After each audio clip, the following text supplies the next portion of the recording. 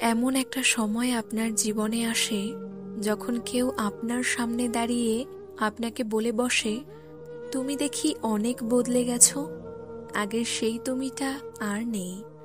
এমন প্রশ্নের জবাবে আপনি হয়তো সেভাবে তাৎক্ষণিক উত্তর দিতে পারেন না, তবে মনে মনে ভীষণ অনুভব করেন যে হ্যাঁ, আপনি বদলে গেছেন। কারণ এই বদলে যাওয়াটা আপনার জন্য ভীষণ প্রয়োজন ছিল। না হলে শহরের ধুলোর মতো ক্ষয়ে যেতেন, নিশ্চিহ্ন হয়ে হারিয়ে যেতেন। কেউ চোখ বাড়িয়ে হয়তো খুঁজেও দেখত না। অবহেলা, অযত্নে মানুষ শক্ত হয়ে ওঠে। হ্যাঁ, পাথরের মতো শক্ত।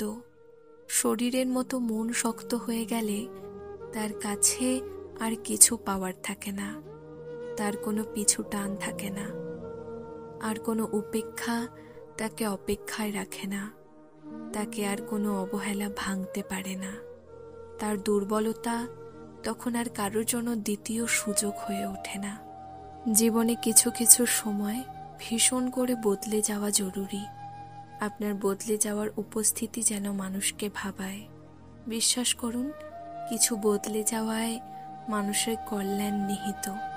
জীবনের সুন্দর মুহূর্তগুলো কারোর জন্য বিষাদে না ভরুক, কারো যত্নের আশায় আপনার অপেক্ষা তৈরি না হোক। মানুষ বুঝুক মানুষের বদলে যাওয়া কতটা ভয়ঙ্কর সুন্দর।